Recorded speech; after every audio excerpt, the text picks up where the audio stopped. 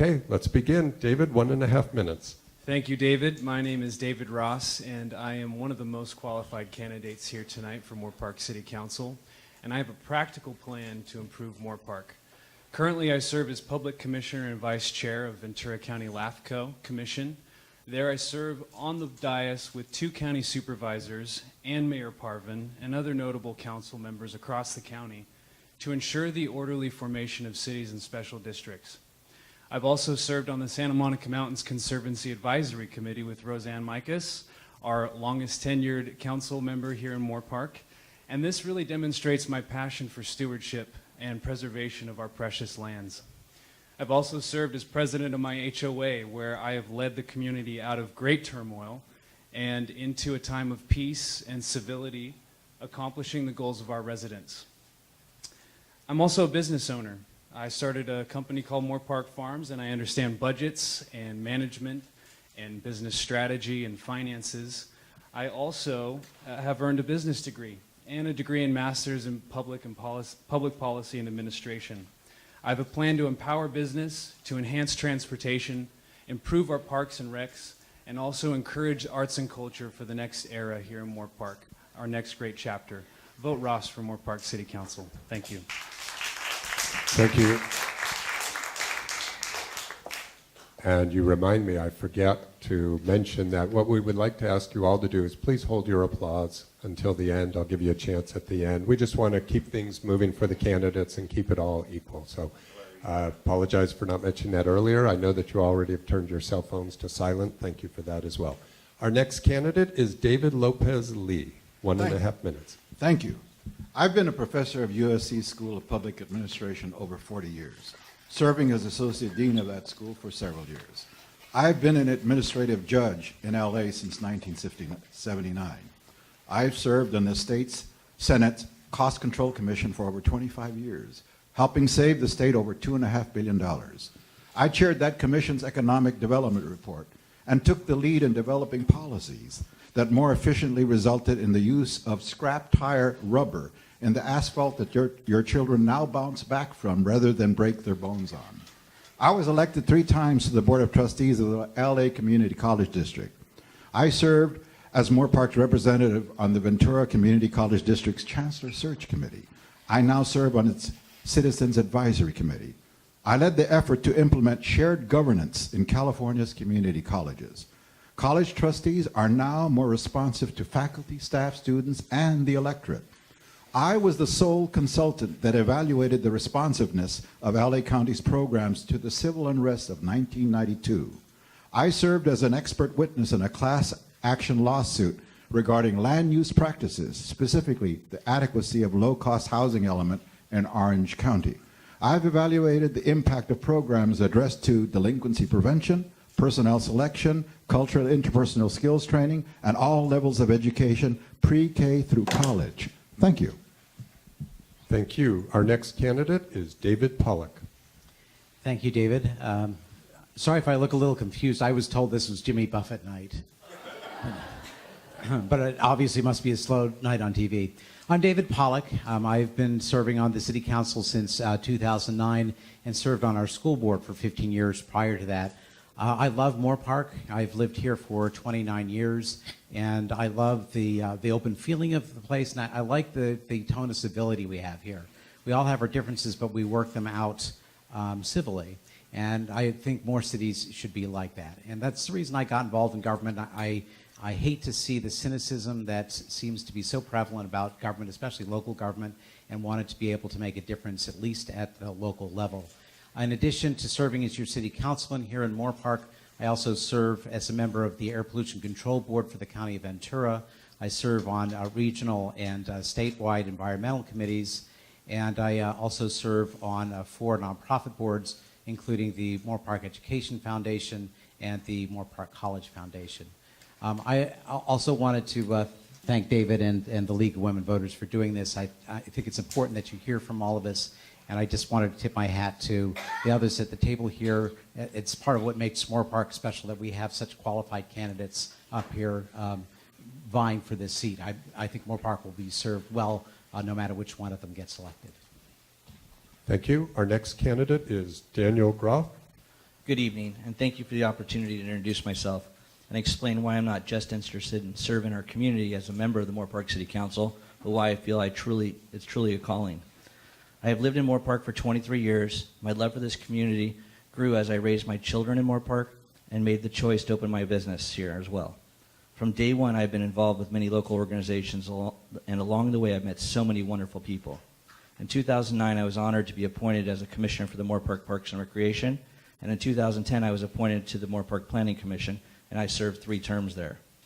On the Planning Commission, I was also selected as the chair by my fellow commissioners. Now I'm ready to take my service to Moorpark even further as the next City Council member. I have met so many amazing Moorpark residents through the years, but there are so many more, including everyone here, that I am excited to meet. I base my candidacy on openness, transparency, accessibility, and willingness to ask and answer the hard questions. So please do not hesitate to approach me. Stop by my office on LA Avenue. Call, message me on Facebook, email, or any other ways you can find me in the city moving around. The more I learn about the diverse needs of residents, the better I can represent you on our council. I am very optimistic in the faith of the future of this community. I believe Moorpark can continue its momentum and develop economically as well as socially. Great things can happen if we all work together, and I would very much appreciate your support and vote. Thank you. Thank you. Our next candidate is Chris Enegren. Did I say that right? Yeah. Oh, good. Okay, 1.5 minutes, Chris. Hello, my name is Chris Enegren. To be honest with you, I never thought I would run for any political office, especially local government. And it wasn't until I saw that the Apricot Lane project, one of the most beautiful projects that could have really revitalized Moorpark's downtown area, choke and die through our city council and our city management, that I decided that it's time for some new blood. I decided to run because I'm a business owner. I know what it takes to fight tooth and nail to get through the planning commission, to get through the city council, to start a business in this city. I know what it's like to budget, to expand a business out, to manage employees. At the end of the day, I know what it's like to be accountable. I think those are some really good things that I can bring to this city council. I hope you vote for me. Thank you. Thank you. We're going to begin our first question with David Lopez Lee. And we've had quite a few questions passed into us regarding some of the empty storefronts here in Moorpark. I'm going to try to combine a couple of these, but basically the point is that there are some commercial vacancies in Moorpark, and that city doesn't control them necessarily, so we want to hear what you have to say about attracting owners to fill these vacant locations. Do you have specific plans to promote and grow the local economy? David? One of the approaches I'd like to take is a staging opportunity. For anyone that comes here, it will go before a committee comprised of people from the business community, the city, and other stakeholders in the enterprise. And they would review potential businesses wanting to come into the area and would allow them to stage what it is they'd like to do, especially here in High Street, for maybe 2 months at a time. And we would evaluate the performance and continue to let them use the space for at least 6 months before we determine whether it's a viable approach for business here and whether it draws people from the outside. Thank you. Thank you. And we're going to jump around as we do this to keep everybody on their toes. Daniel, you're next. Same question. Looking at the vacant storefronts in Moorpark, what are your ideas about how to attract businesses, promote and grow the local economy? One of the things I think we need to do is work with the businesses that are currently here. Show them that we care about them instead of just chasing a shiny penny for the new business to come in. We have so many businesses that have come into the town and then have left because they didn't feel they got the support that they need. I think we need to have more of a business-friendly community and shop where we live. I mean, we have so many people that work out of the area, and so they do their gas shopping, their food shopping, and things outside of our area. If we can get more people to shop in Moorpark and spend their money in Moorpark, we'll attract more businesses. And it's not just the businesses that will fill the empty spots, but it's the businesses that will stay in the empty spots. Thank you. Thank you. You can pass that on to Chris. Chris, same question for you. Thank you. Actually, empty spaces in Moorpark come from a couple different reasons. Number one, it's not 1985 anymore. The shopping center model does not work. When you put a business inside a shopping center, it ends up just dying. It's just not a viable area. Number two, trial spaces, I don't know what kind of entrepreneur is going to agree with putting their money down to try something out to just get completely pulled out of the town if it doesn't work out. The main thing about getting businesses in Moorpark, and especially High Street, is that the future of business is creating an ecosystem. It's almost like making a garden. You got to put businesses in that can work together. And the best way to do that is for the city council to be proactive. You got to go out there. You got to pull entrepreneurs in. If you want to get a coffee shop on High Street, look for some in the area. Matter of fact, I just emailed one the other day, and he was interested in even relocating down here. Get places that work together that can feed off each other.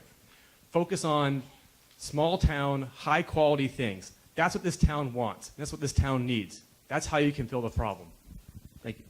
Thank you. And we'll pass that to David Ross. And same question to you, David. It's a fantastic question. It's something that we're hearing a lot of in the community. It's been a chronic problem. We have too many retail spaces and not enough businesses that want to move here. As an advocate for business, we need to advertise not only to the region but also the world that Moorpark is open for business. And there's ways we can do that. Coming up to council very soon, we're going to be looking at a general plan amendment, an update where we can consider alternate uses for these retail spaces. Let's consider mixed use. Let's look at live-work spaces, maybe smaller retail spaces for our entrepreneurs to start their businesses here. But further than that, we should create a culture where we're incubating business. The buzzword these days is business incubators. And we can do that by collaborating with Moorpark College, with Cal Lutheran's Business Development Department, and also the Ventura County Economic Development Collaborative, which we're already working with in a small way. We can increase that to really streamline this approach where we're helping small businesses develop their business plans, create financing structures and different kinds of new business approaches for our community to really just empower the next generation of entrepreneurs here in Moorpark. There's a lot more to get into that in terms of empowering business, and I'd encourage you to go to my park event on Saturday at Peach Hill Park, where we're going to talk a lot about how to empower business here in Moorpark. Okay, and David Pollock, we'll wrap up with you. Same question about Moorpark business vacancies. Okay, thank you, David. First of all, it's important to realize that the city's role in business here, we do economic development, but we do the land use planning. So we do the zoning and decide what areas are going to be commercial, industrial, residential.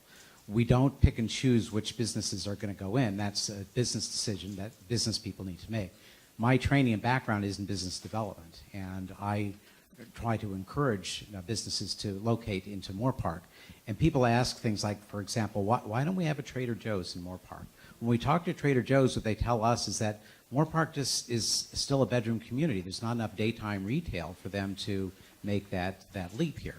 So how do you overcome that? Well, you need to have more jobs in Moorpark so that we have more daytime retail. You talk to the industrial and commercial folks that want to move here, and by the way, we have very low vacancy in our industrial space, and a lot of people putting money into buildings that you see all over town. But they say, well, do you have workforce housing? And so it's all one big puzzle that you have to work. And you see that the city has been doing things with workforce housing, like what's going on across the street from City Hall.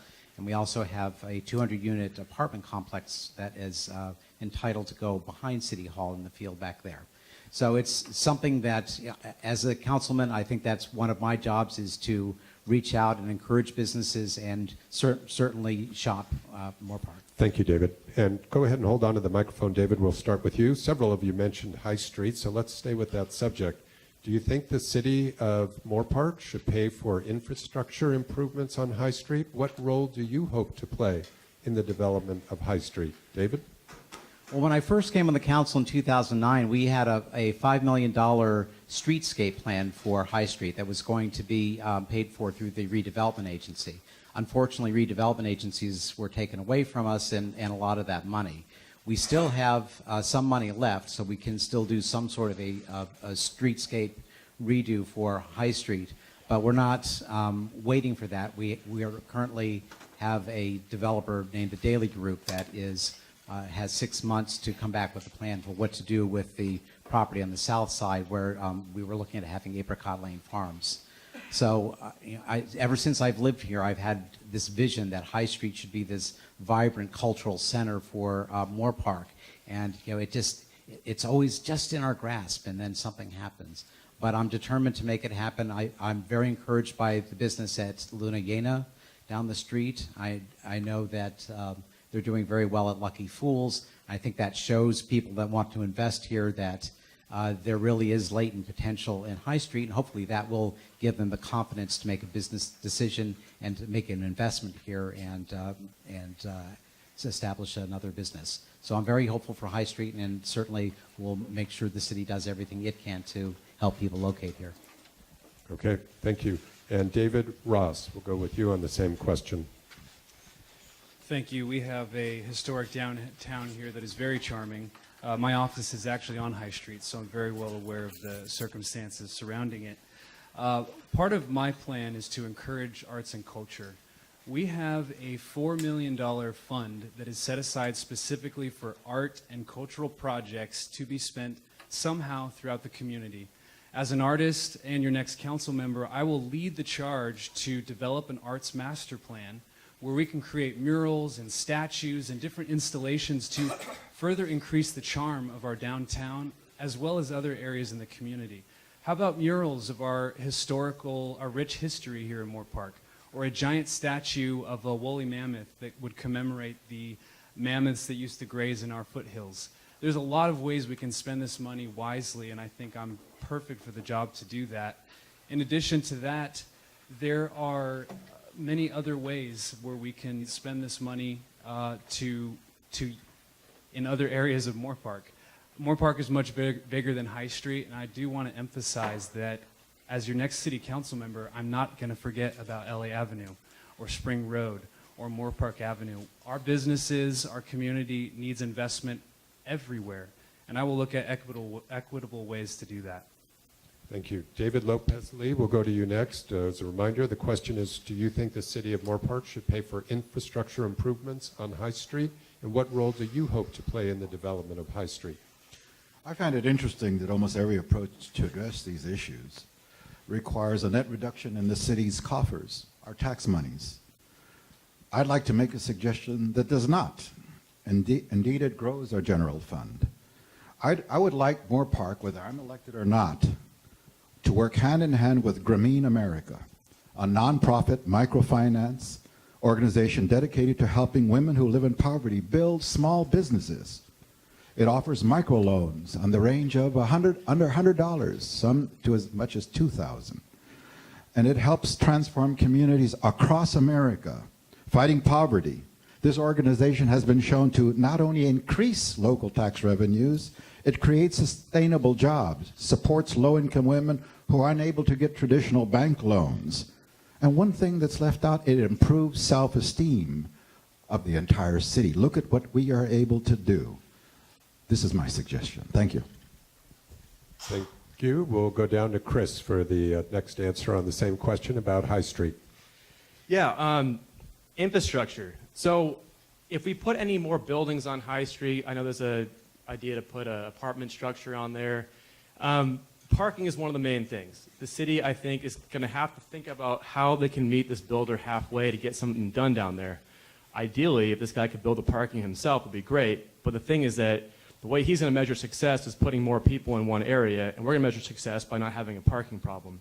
So it's something to really look at. It's not an easy thing to figure out.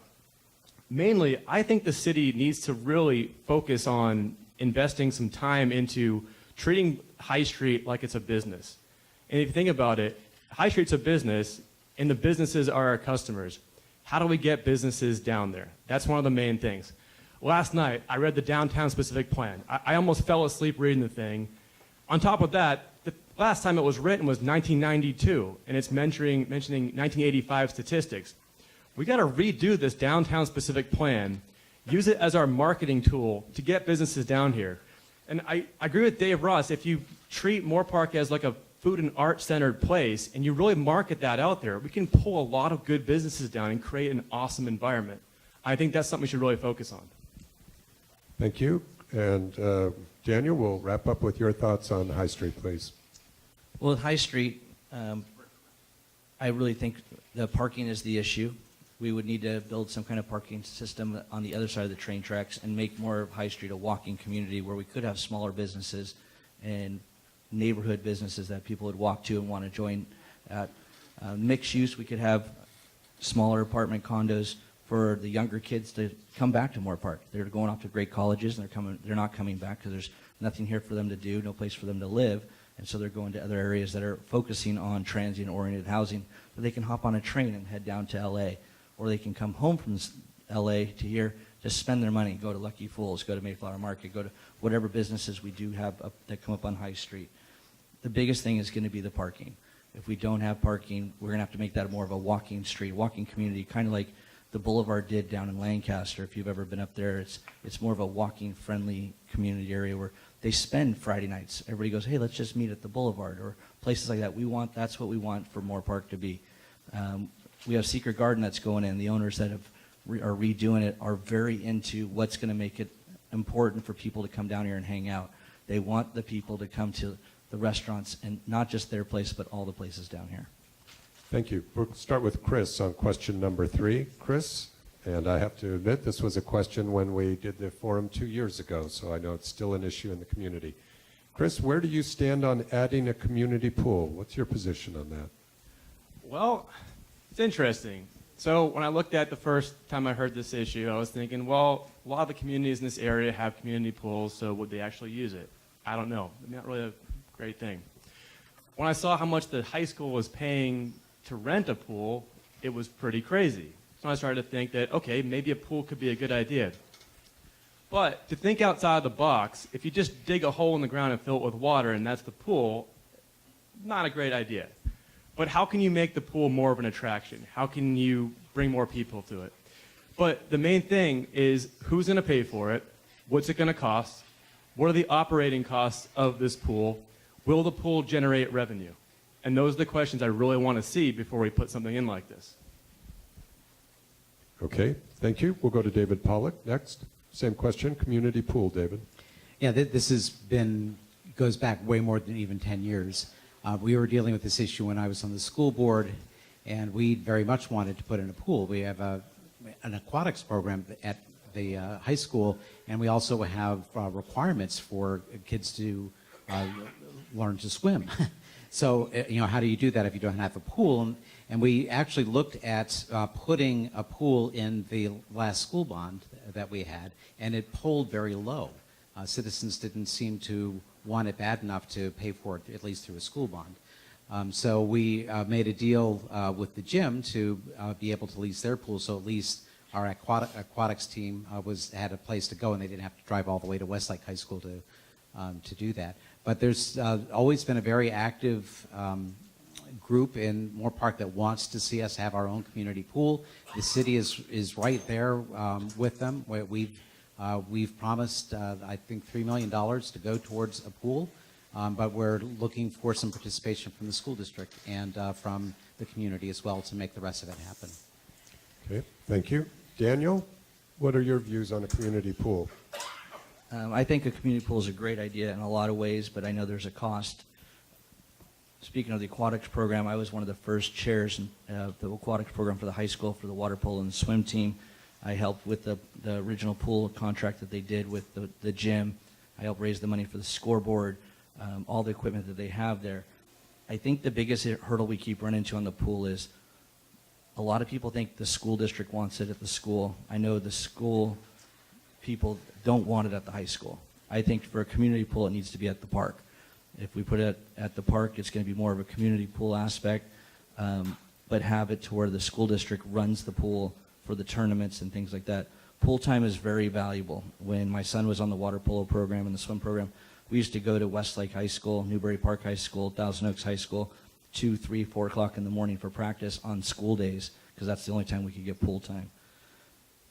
The important part, if it's going to be a community pool, it can't be in the high school, I don't think, because it doesn't fit anywhere that they really want to put.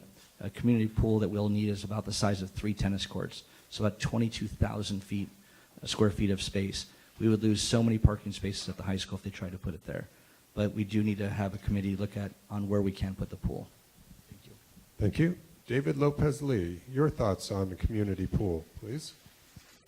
I've knocked on over 4,000 doors throughout this city, and people are concerned with things such as truck traffic, empty stores, and the high rent and the high cost of living. Rarely did they bring up the pool, but when they did, almost everyone was opposed to it. Why? Because they didn't know what the city was doing. And David Pollock just described that they're looking at costs and benefits. And a number of my opposition folks have said there are costs and benefits to be considered. It's not transparent. The public does not know all the considerations that have gone into the decision the city has to make. I think more extensively, the people have to be told these are the costs and benefits. I think it is something to do, but not until they know what it costs and what the benefits are, because right now they're opposed to it. Thank you. Thank you. And Daniel, you probably know you're next. So, I'm sorry, David Ross. The other Sorry. David. Thank you. Yes. Thank you. Same question, community Yes. pool. Great.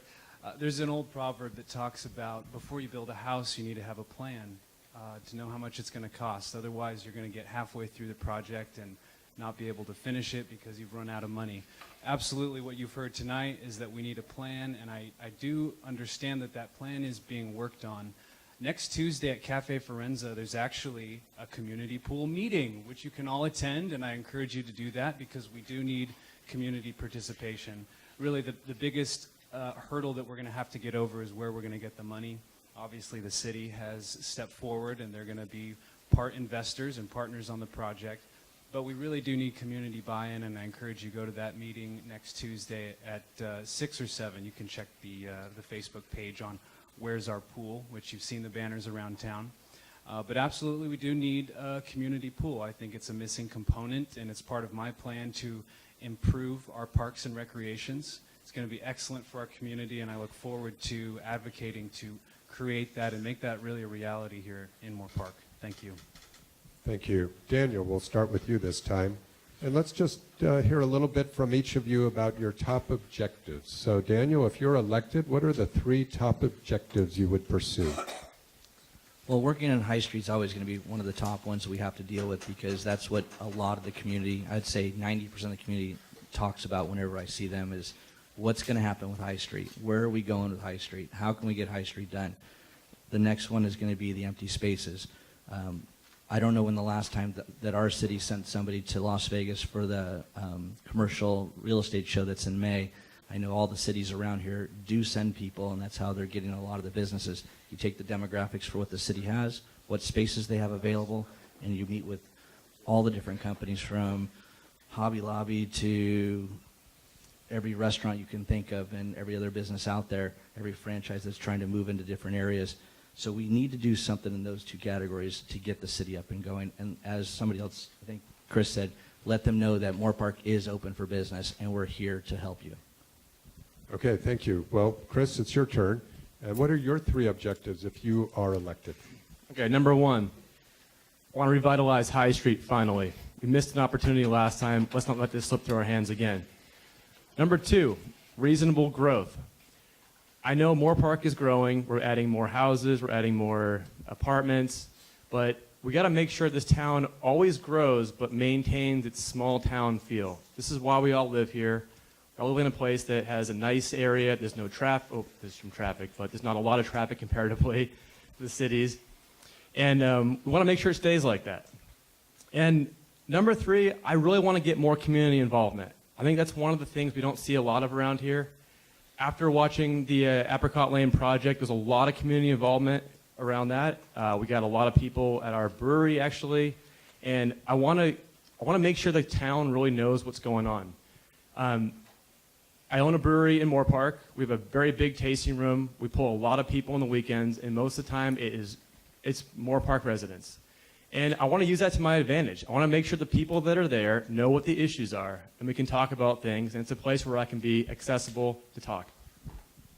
Thank you. Thank you. David Ross, we'll hear from you on your top 3 objectives, please. Thank you. We do not have enough time tonight to talk about the top 3 objectives. I encourage you to go to my website, moorpark2018.com, where I go into detail. Also, my park event on Saturday at Peach Hill Park at 10 a.m. One of the most important things I think we can do, because it's so feasible and so ready to go, is the idea of creating and establishing the Moorpark Arroyo Greenway project.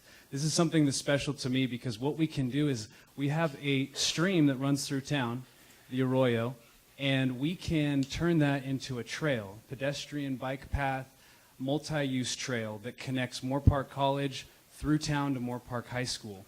And then eventually, long-term, we can connect with Simi Valley's Arroyo, and big picture, long-term, we can run this thing all the way down to the ocean. So you can imagine yourself putting together a little picnic, hopping on your bike, and cruising down to the ocean for the afternoon. It's totally doable because our city council had the forward thinking to put together a feasibility study, and they've identified many segments that we can start on almost immediately. What we need to do in order to complete this is collaborate with the Santa Monica Mountains Conservancy, which I sat on the advisory committee, also the MRCA, and other nonprofit groups that can provide grant funding and assistance to make this thing happen. This is a really big, important thing in my mind that's totally doable. This would expand and improve our parks and recreations, which is part of my plan. It's very Thank you, doable. David. Thank you. And if we'll pass that to David Pollock. David, if you are reelected in your case, what are your top 3 objectives? And that's easy because we just went through some prioritization with the city manager. First, my greatest frustration as a council member has been Princeton Avenue. It's long overdue to be improved, and it has been just an absolutely frustrating mess trying to get that all taken care of, and I want to make sure that that remains our top priority. It's got to get done. Secondly, I want to see LA Avenue widened to 3 lanes in each direction. It's important, for one thing, so we can restrict trucks to the right lane better, and also allow cars to be able to get around the trucks, and truck traffic's the biggest frustration people have in Moorpark. And thirdly is economic development. The High Street is very important, but as I said, it's a bigger picture thing. We need to attract more jobs to Moorpark so that we have more of that daytime retail and it's, set up the economic base that will sustain new businesses not only on High Street but throughout Moorpark. Okay, and David Lopez Lee, your top 3 priorities if elected. I've already addressed to some extent how to deal with empty stores, especially on High Street. I talked about staging, and I also talked about Green America as a way of funding entrepreneurs. Another area of concern that I heard throughout the city is the lack of affordability of housing. We have to look at alternative ways. And the thing I want to focus on is truck traffic. It broke down when I spoke to people into 3 things of concern to them: noise pollution, air pollution, and traffic congestion. One of the things I'd like us to consider is having an inspection station at the beginning and at the end of the city. As they go through the city, they would be required to have acoustical blankets that they have to rent from the city if they want to go through the city and give it back to us as they exit the city. That would discourage an awful lot of trucks from coming through here. I don't know how many of you know the reason they started to come through here was because they were trying to avoid the inspection stations at other areas. That's why they come here. So anyway, those are my 3 suggestions. Thank you. Okay, we're going to shift, and you actually brought this up, David, about housing. So we're going to start with David Ross on this question. We haven't talked about housing much yet. So Ventura County has not escaped the housing crisis, and it certainly hit low-income families the hardest. So if you are elected, how will you address housing affordability, especially for working class, low-income, farm workers, public safety people? What are your thoughts to improve housing affordability? Definitely a chronic problem here in Southern California and across the state. What we really need to look at, and this is going to be coming up shortly to City Council, is the general plan update, where we're going to look at potential rezoning of certain areas and this idea of maybe changing some of the zoning from retail to mixed use to live workspaces. But we also need to adjust the minimum requirements for the square footage per unit. We need to recognize that we've got to fit more people into tighter spaces going forward. We have SOAR, which encourages smart growth here in Moorpark and preserves our open space and farmland, which we all love. It's what makes Moorpark so charming. We need to do it in a smart and efficient way, and I think by addressing this general plan update in a thoughtful way and considering reducing the size of certain units so that people can actually afford a price per square foot that's within their budget. I think that's a really important thing we need to do going forward. Okay, thank you. David Lopez-Lee, you're up next. What are your thoughts about increasing affordable housing here in Moorpark? Oh, isn't it awful when people steal your thunder? We do need zoning exemptions. Things that always have irritated me is the requirement that we need two enclosed, two-car garages that are fully enclosed. In Los Angeles, they've tried a number of instances where they have it in open spaces, and people only have one parking spot. We need exemptions like that. Also, the reduction in square footage per person. I'd like to also see us consider the use of 3D printing of homes, which is less expensive. The use of the thousands of containers that are at our ports that have been shown to be very effective as small homes for people. There are a lot of alternatives to affordable housing. I'd like us to consider them. Thank you. Thank you. David Pollock, same question on increasing housing stock. Yeah, we definitely have a housing crisis in the entire state, not just in Moorpark. In Moorpark, more than most cities, has been very proactive about providing workforce housing, especially because I talked about the connection between jobs and affordable housing and retail. So we've been requiring developers to set aside 25% of their developments for low and very low income housing. If they can't do it on site, for example, the Toll Brothers obviously couldn't do it in the country club estates, they buy property off-site and dedicate that to the Affordable Housing Authority. And that's how we ended up with the Charles Street Terrace. And it's also how we were able to piece together the property that's being built right now across the street from City Hall. Also, the state has stepped in, and the city has modified its codes to allow what are called granny flats. And basically saying that if you have a big enough piece of property and you want to put an auxiliary house on your property, that the city has to allow that. So we're doing all these things and more. There's no silver bullet for this, or somebody would have tried it already, but it's going to be an ongoing, agonizing kind of thing that we're going to have to keep wrestling with, if nothing else, just so that our kids and grandkids have somewhere to live in California. Thank you. Daniel, same question to you. The affordable housing has been a problem for a long time in Southern California, as we all know.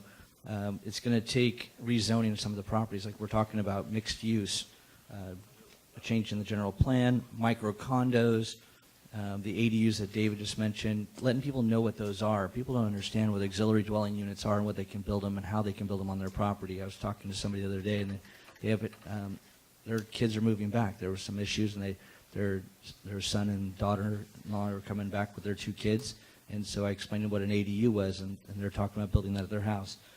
Currently, Moorpark has 472 affordable units. They have 24 more affordable units that are being completed on the new project cross street from the Walnut Apartments. So Moorpark has been working towards this in the past, but it's going to take more work in the future.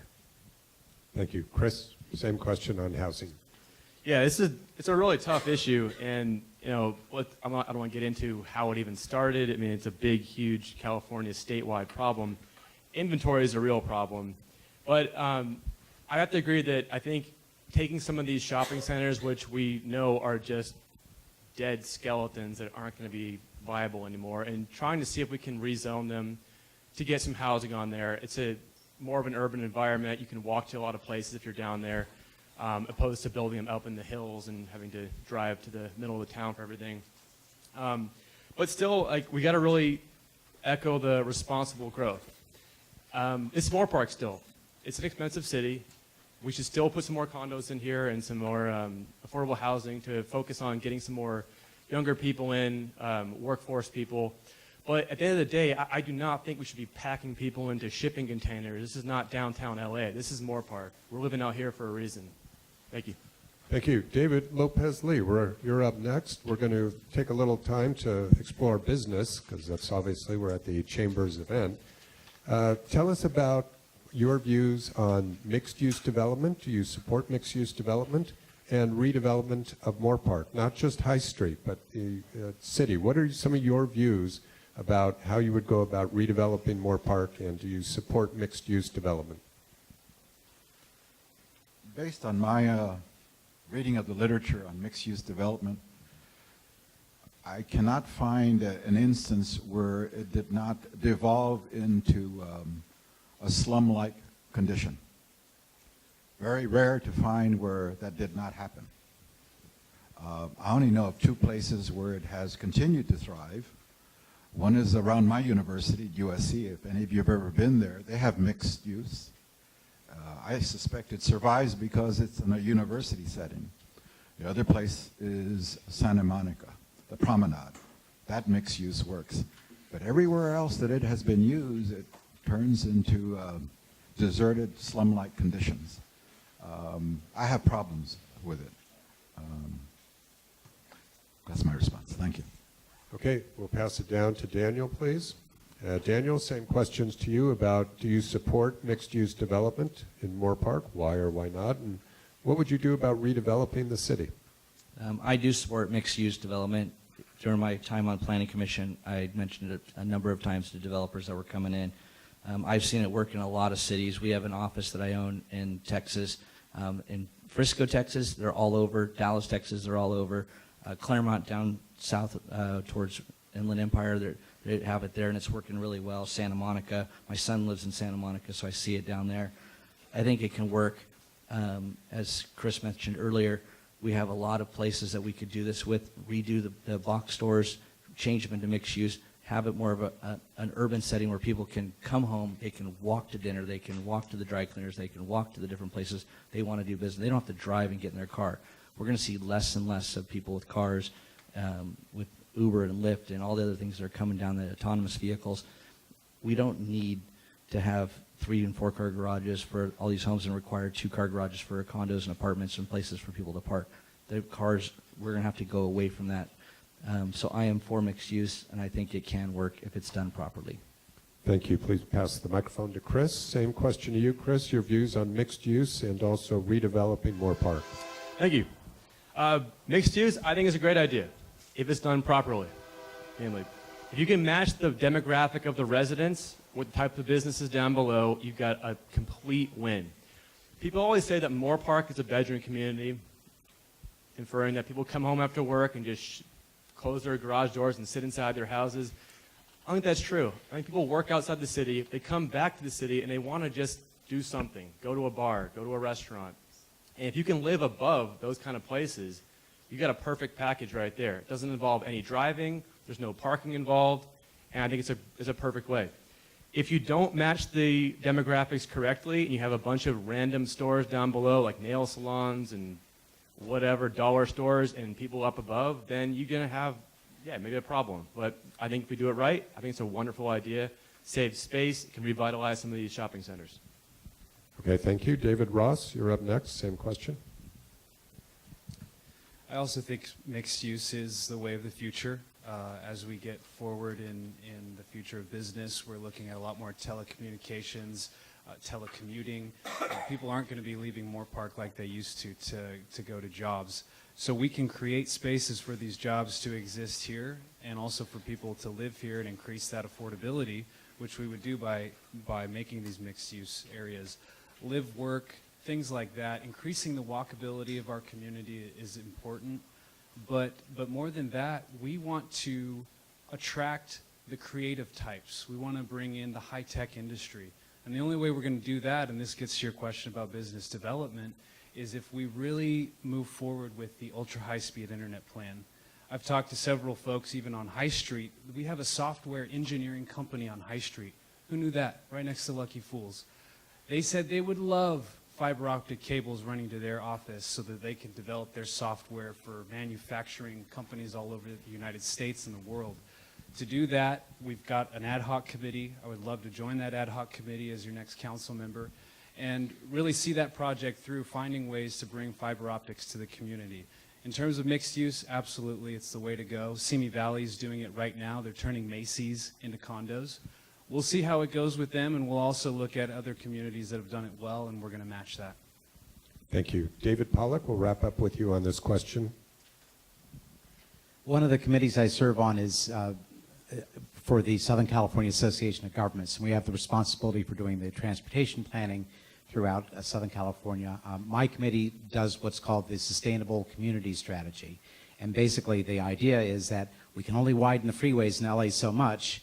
We've got to start thinking globally about how we get people from between work and home. And the obvious solution is to make it so that people can work close to where they live so they don't have to commute. Or if they do have to commute, they have access to public transit or the trains like we have here in Moorpark. I remember a conversation I had with the city manager of Thousand Oaks one time. He was saying one of the big things that they learned going on at Amgen was a lot of the younger employees there were commuting from Santa Monica because they wanted more of a urban lifestyle that they just couldn't find in Thousand Oaks. And that's one reason why Thousand Oaks is putting a multi-use development along Thousand Oaks Boulevard. And that's one reason why we invited the Daily Group to look at doing something similar here on High Street. And I think, and for those that don't know what we're talking about when we say multi-use, it's typically residential over commercial space. And often it's the same people working at the commercial space are living above them, kind of like you used to see back east. But in any case, it is one strategy for solving a whole lot of problems, and I think particularly for millennial workers here, we need to have that kind of option of lifestyle. Okay, thank you. David, hold on to that microphone. We only have time for one more question. We have a fair number of questions we're not going to get to, and I'm going to challenge you candidates to see if you can handle 3 different questions at once. So just see what you can answer, but there's a question about tourism. Moorpark's not really a destination city. What would you do to increase tourism?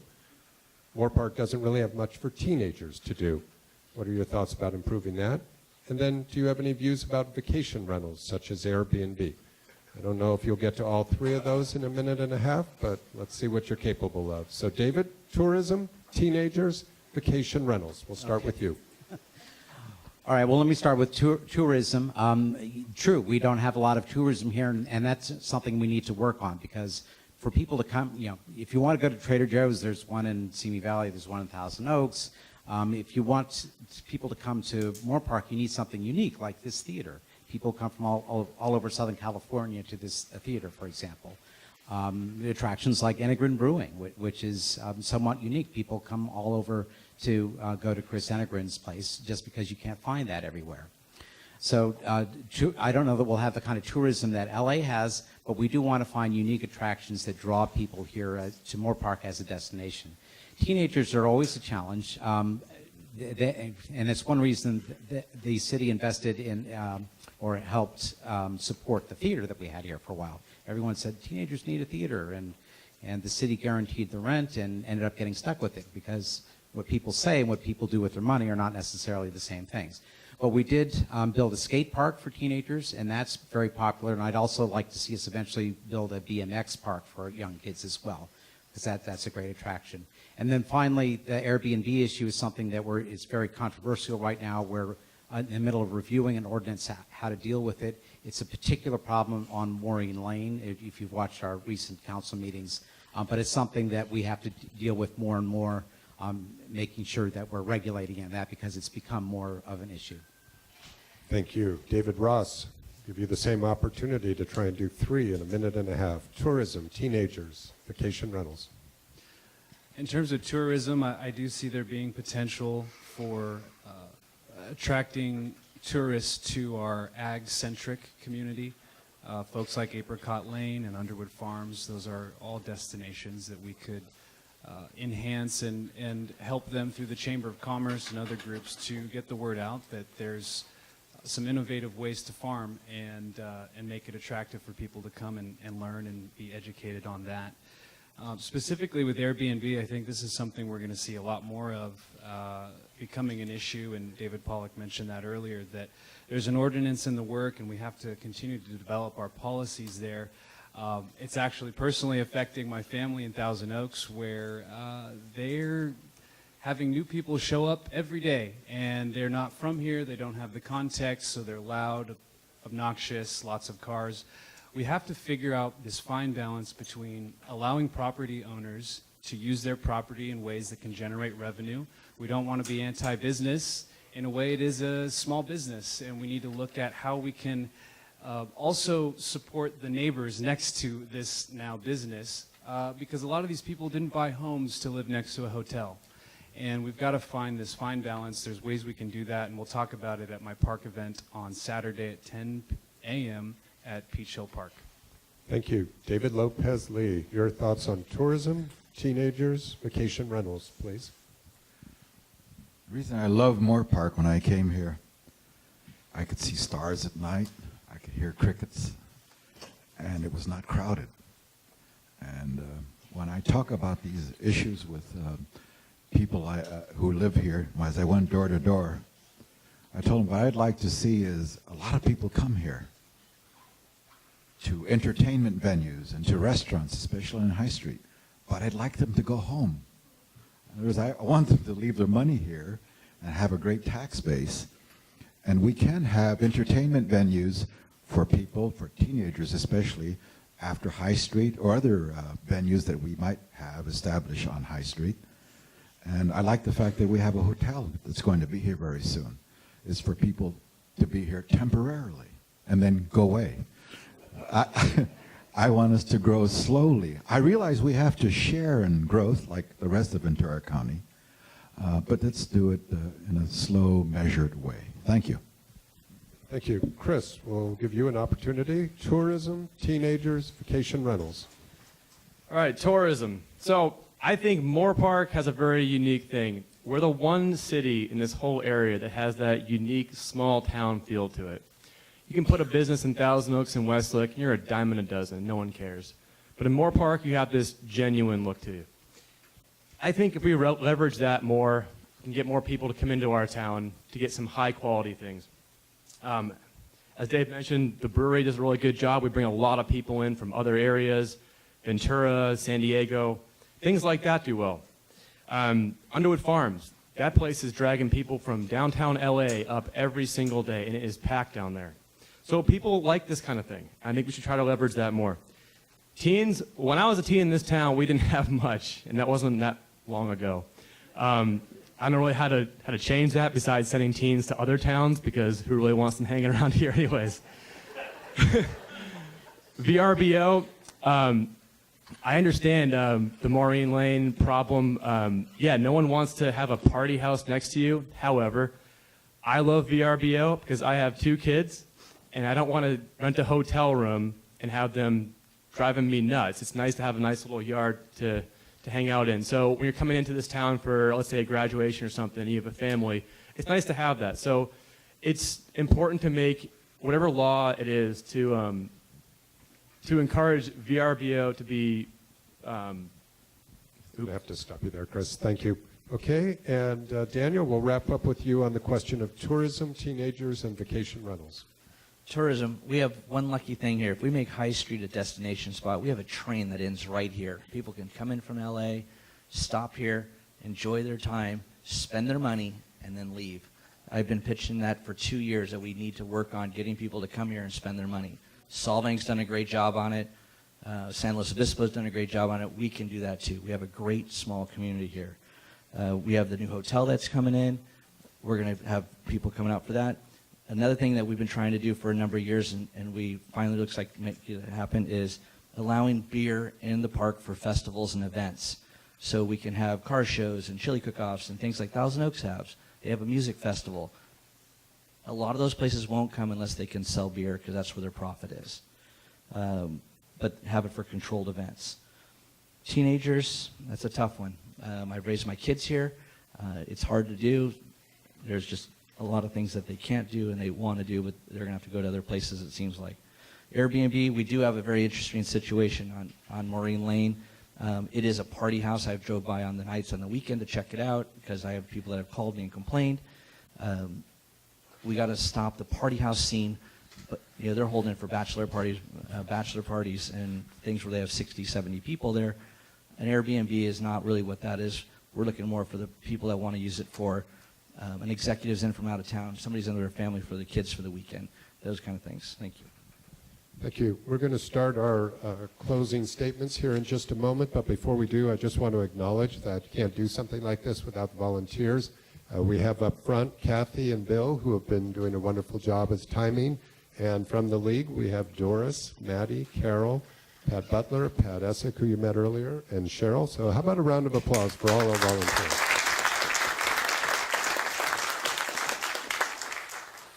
Thank you. We're going to begin in the reverse order that we did the opening statements. So that means Chris Energan will go first, and he'll have 1.5 minutes. Thank you. As I mentioned before, being a young business owner, especially an entrepreneur on the city council, I think is a very, very good bonus to have. I've lived in this community for about 16 years. I bought a house up the street. I have 2 kids, and I built my own business. I'm very vested in this community. Matter of fact, I bolted 16 giant tanks to the concrete, and I can't get those things out, so I'm stuck here. So I want to make sure this town does well.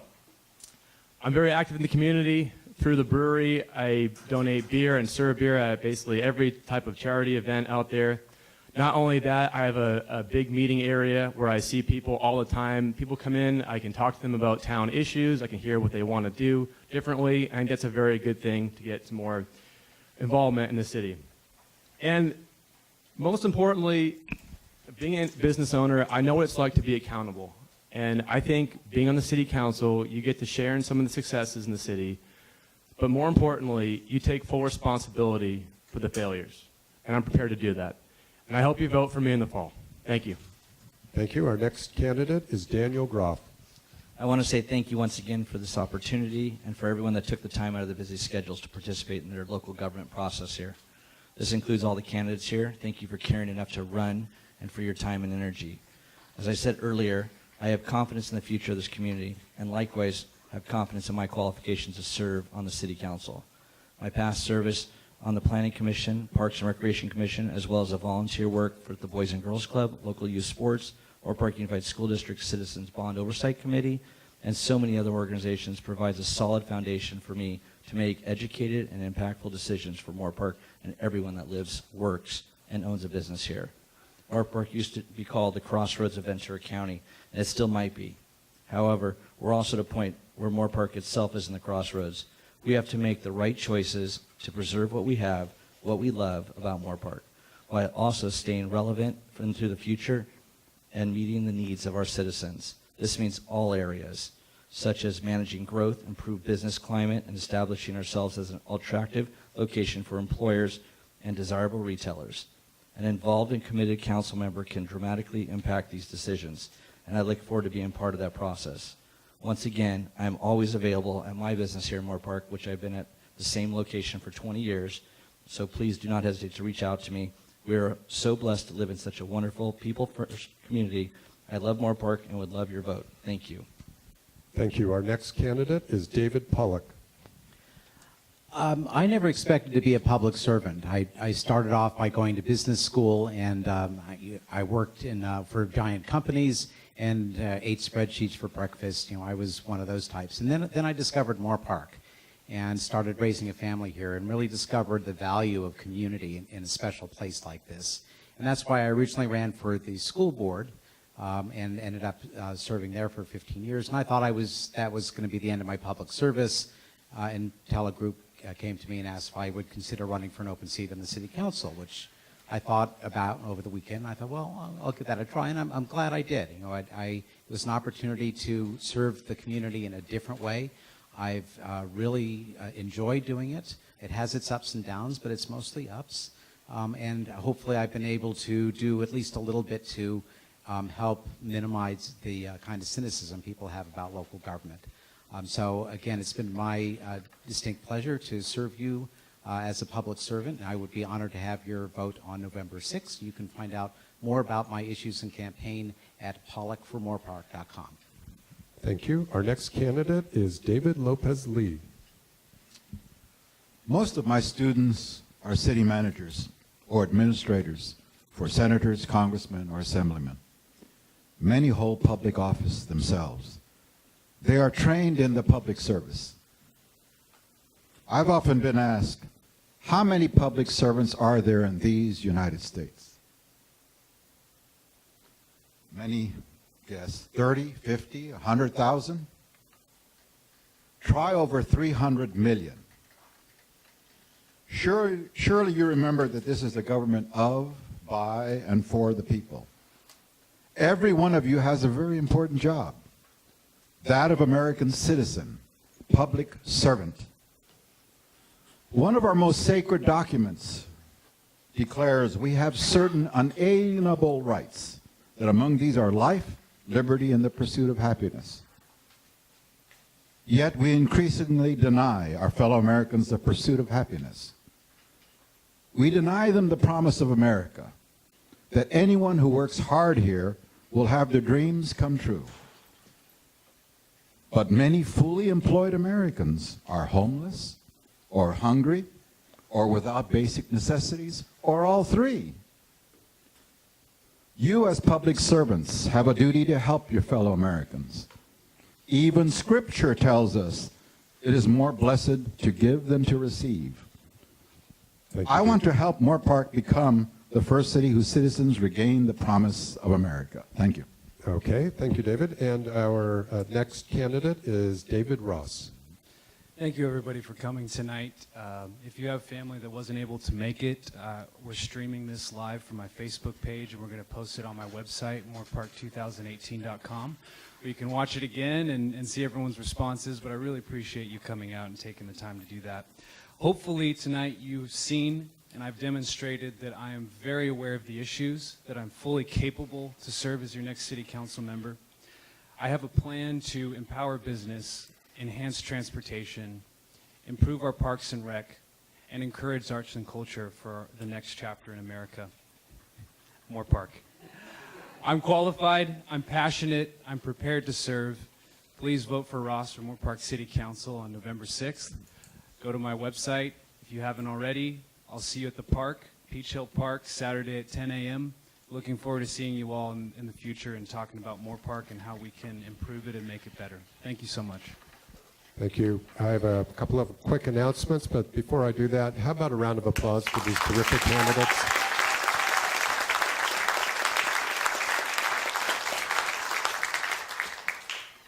A reminder that you'll be voting for two on the November 6th ballot, 2 seats. So you'll be electing 2 of these gentlemen in November.